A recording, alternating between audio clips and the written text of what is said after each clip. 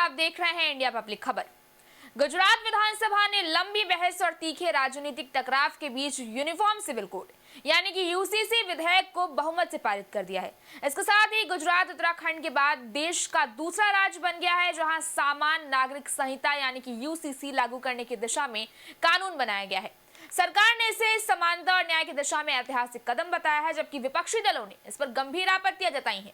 मुख्यमंत्री भूपेंद्र पटेल ने विधेयक पेश करते हुए कहा कि ये कानून संविधान के मूल सिद्धांतों और न्याय के विचार पर आधारित है।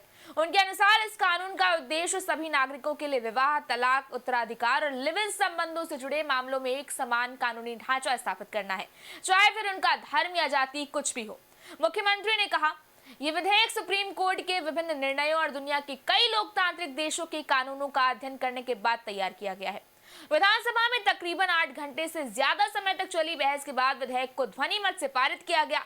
गुजरात में सत्तारूढ़ भाजपा ने इसे सामाजिक सुधार की दिशा में बड़ा कदम बताया, जबकि कांग्रेस और आम आदमी पार्टी ने इसका विरोध करते हुए इसे विधानसभा की सेलेक्ट कमेटी को भेजने की मांग की।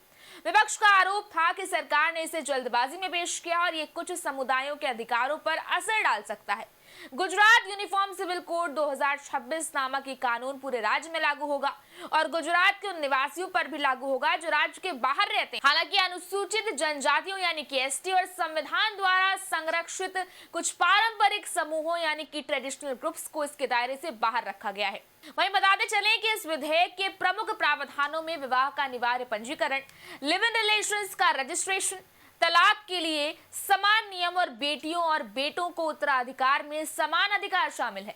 कानून के अनुसार विवाह का रजिस्ट्रेशन 60 दिनों के अंदर करना अनिवार्य होगा। ऐसा ना करने पर 10,000 रुपए तक का जुर्माना लगाया जा सकता है। वहीं जबरन, धोखाधड़ी या दबाव में कराए गए विवाह के मामलों में 7 साल तक की सजा का प्रावधान रखा गया है। बहुविवाह या एक से ज्यादा विवाह करने पर भी समान सजा का प्रावधान किया गया है। वहीं तलाक के मामलों में भी नया प्रावधान किया गया है। इसके अनुसार अदालत की मंजूरी के बाद ही तलाक को वैध माना जाएगा और बिना जुडिशियल प्रोसेस के किया गया तलाक अमान्य होगा। ऐसे मामलों में 3 साल तक की सजा का प्रावधान भी है। इसके साथ ही महिलाओं को बिना शर्त दोबारा विवाह करने का अधिकार भी सुनिश्चित किया गया है।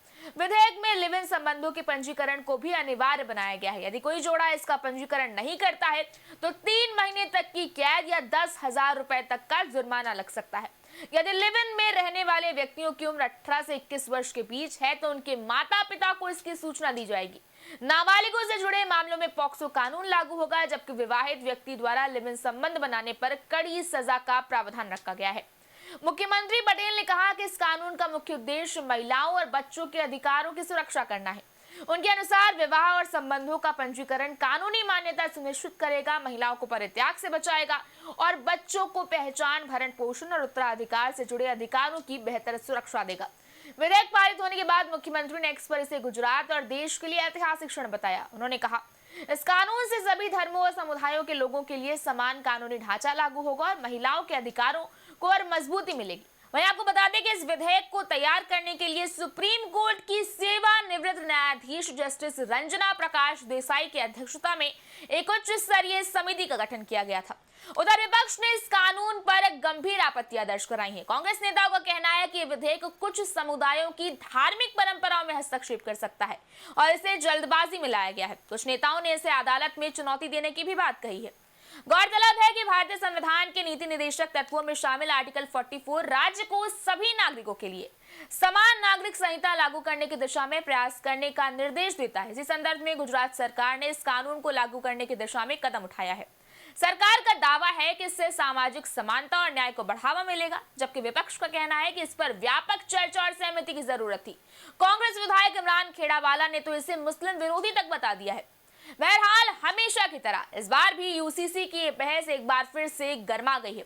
एक तरफ सत्ता पक्ष ट्रांसपेरेंसी और इक्वालिटी फॉर ऑल का दावा कर रहा है, तो वहीं विपक्ष है कि रिलीजियस फ्रीडम का सवाल उठाते हुए इस बिल को मुस्लिमों के खिलाफ बता रहा है। अब देखना यह है कि जनता का इस पर क्या रुख होता है।